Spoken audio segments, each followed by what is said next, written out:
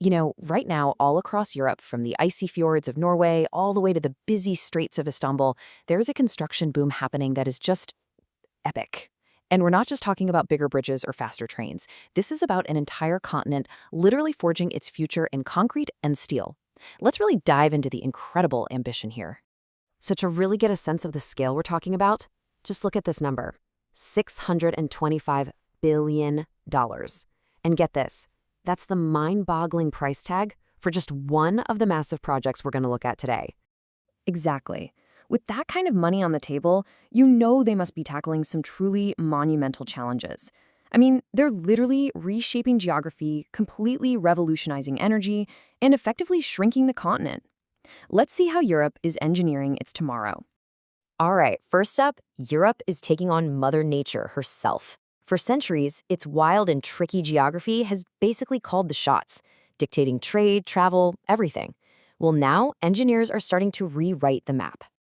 That quote, man, it tells you everything you need to know about Norway's Stadahavet Sea. It's this chaotic spot where two major seas collide, creating some of the most dangerous, unpredictable waters you can imagine. For hundreds of years, even the best sailors have been forced to just sit and wait, sometimes for days, for a safe window to pass. So Norway's solution is kind of brilliant in its simplicity. If you can't go around it, you go through it. The Stad ship tunnel is going to be the world's first ever tunnel built for full-size ships. We're talking blasting a safe, reliable channel straight through solid rock so that massive vessels can just skip the treacherous sea altogether. It's an absolutely groundbreaking fix to a problem that's as old as sailing itself. And Norway's coastline throws up another huge challenge. Trying to drive the E39 coastal highway? It's a logistical nightmare. The route is constantly broken up by these enormous fjords, forcing you to get on and off seven different ferries. So a journey that really should only take a few hours ends up stretching to over 20. So the solution is just get rid of the ferries entirely. The ambition here is just breathtaking. We're talking about projects like the Rogfast Tunnel, which is set to become the world's longest and deepest underwater road tunnel, and even pioneering floating bridges to cross the widest fjords. The ultimate goal? To slash that 20-hour journey right in half. But this whole challenge of taming geographical choke points, it isn't just a Norway thing. Let's jump over to another critical spot, the Bosphorus Strait in Istanbul. This is one of the busiest, most strategic waterways on the planet, connecting the Black Sea to the Mediterranean. It actually sees more traffic than the Suez and Panama Canals combined. It's incredible. And this is where things get really complex. See, the Bosphorus is governed by this old treaty from 1936, the Montreux Convention. It guarantees free passage for civilian ships, but it heavily restricts warships. So Turkey's solution is to build the Istanbul Canal, a brand new waterway that it controls completely.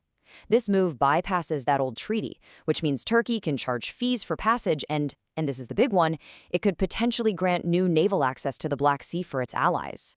That's a move with some major geopolitical ripple effects. Okay, let's switch gears. From taming terrain, we're now moving to an even bigger, more global challenge, climate change. The continent is in an all-out race to build a clean energy future. And the scale of these projects is, well, it's just off the charts. The UK is already a world leader in offshore wind, but its new goals are something else entirely. It's aiming for 50 gigawatts of capacity by 2030. Now, to put that into perspective for you, that is more than enough electricity to power every single home in the country. That's the ambition we're talking about. And you can really see the massive leap in scale right here. The Hornsey 1 and 2 projects, which are currently the world's largest, they generate about 2.6 gigawatts. Hornsey 3 is going to top that all by itself. But then you look at what Denmark is planning, a single energy hub that will generate a colossal 10 gigawatts. So how are they going to do it? Well, Denmark is pioneering the world's first energy islands. Think of them like giant power hubs built right in the middle of the sea. They'll collect all the power from these huge surrounding wind farms and then distribute it to millions of homes across Europe. It's actually the largest construction project in Danish history, which is saying something. Of course, this big push for clean energy isn't just about wind and solar. Nuclear power is still a really key part of the strategy for many countries in Europe, even though it's, a pretty complicated and often controversial piece of the puzzle. Yeah, building new nuclear plants is notoriously difficult, and the story of Hinkley Point C in the UK really shows you why. It has been plagued by everything: investors pulling out, costs soaring, pandemic delays, you name it. Its price tag has more than doubled to a staggering $47 billion, and its completion date keeps getting pushed back. It's a really stark reminder of the huge challenges these mega projects can face. All right, for our final theme, let's look at the mission to connect Europe like never before. This is all about shrinking distances, getting rid of gridlock, and creating a transport network that's totally seamless. Starting right in the city, Paris is famous for a lot of things, but it's infamous for its traffic. So, the solution? The Grand Paris Express. It's this colossal expansion of the metro system, adding 200 kilometers of new, fully automated lines and 68 brand new stations. It's designed to take 2 million people off the roads every single day.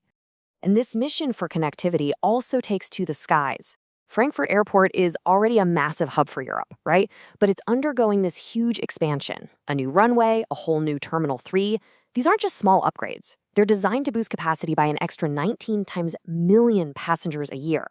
It's about cementing its role as a key gateway to the continent. And what about the rails? Well, the UK is doubling down on high-speed travel.